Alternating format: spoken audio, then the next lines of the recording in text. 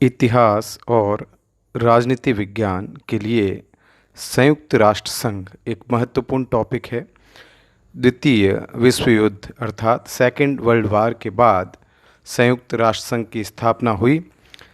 24 अक्टूबर 1945 को स्थापित हुए इस संघ में कुल 6 अंग हैं: महासभा, सुरक्षा परिषद, आर्थिक और सामाजिक परिषद, न्यास परिषद, अंतर्राष्ट्रीय न्यायालय और सचिवालय। संयुक्त राष्ट्र संघ को विश्व की पंचायत भी कहा जा सकता है, जो विश्व के सभी बड़े मुद्दों पर निर्णय लेती है। विश्व में शांति स्थापना इसका मुख्य कार्य है। संयुक्त राष्ट्र संघ ने वैश्विक विवादों का निपटारा किया है और विश्व शांति के प्रयास किए हैं। इन विवादों पर नज़र दौड़ाते हैं। ईरान विवाद 1946 में हुआ और रूस की सेनाएं, सोवियत संघ की सेनाएं जब ईरान में घुसी तो संयुक्त राष्ट्र संघ के दखल से उनको निकलना पड़ा।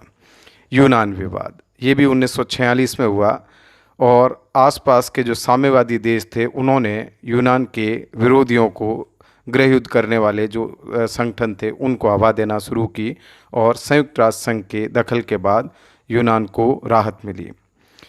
सीरिया व लेबनान से विदेशी सेनाओं की वापसी। ब्रिटेन और फ्रांस की सेनाएं सीरिया और लेबनान में जमी हुई थी और संयुक्त राष्ट्र संघ के दखल से वो सेनाएं हटा ली गई। इंडोनेशिया विवाद ये 1948 में हुआ। 1948 में हॉलैंड ने इंडोनेशिया पर हमला कर दिया था और संयुक्त राष्ट्र संघ के दखल से हॉलैंड को पीछे हटना पड़ा। बर्लिन का घेरा। रूस ने 1948 में पश्चिमी बर्लिन के जल और स्थल मार्ग बंद कर दिए और संयुक्त राष्ट्र संघ के दखल से रूस को हटना पड़ा। फिलिस्तीन विभाजन की समस्या। 15 मई 1948 को यहूदियों ने फिलिस्तीन में इजराइल राज्य की घोषणा की। इससे आसपास के मुस्लिम देश भड़के, उन्होंने इजराइल पर हमला कर दिया और संयुक्त राष्ट्र संघ के दखल से इस विवाद का, इस हंगामे का अंत हो पाया, लेकिन पूर्णतः अंत आज तक नहीं हुआ है। कोरिया की समस्या। 1950 में उत्तरी कोरिया ने दक्षिणी कोरिया पर हमला कर दिया और संयुक्त राष्ट्र संघ के दखल से इस समस्या का समाधान किया जा सका। कश्मीर की समस्या ये 1947 से हिंदुस्तान और पाकिस्तान दोनों के बीच में और ख़ास करके भारत के लिए सरदर्द है, क्योंकि ज़मीन भारत की और पाकिस्तान ने कब्जाया हुआ है बहुत सारा एरिया। तो ये मामला भी संयुक्त राष्ट्र संघ में चल रहा है और पाकिस्तान की तरफ से इस मामले को बार बार उठाया जाता है, जबकि ये सारी ज़मीन भारत की है। सुएज़ नहर विवाद।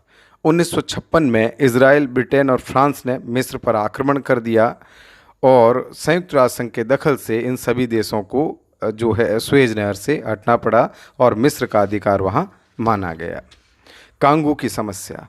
1960 में बेल्जियम ने कांगो के गृह युद्ध में अपनी सेनाएं भेजी और कांगो का विभाजन कराने का प्रयास किया, लेकिन संयुक्त राष्ट्र संघ के प्रयास से बेल्जियम को वहां से हटना पड़ा। यमन की समस्या ये 1962 में जो राजतंत्र के समर्थक थे और जो लोकतंत्र के समर्थक थे उनमें झगड़ा हुआ और संयुक्त राष्ट्र संघ के दखल से इस मामले का अंत किया जा सका, बाहर की ताकतों को रोका गया।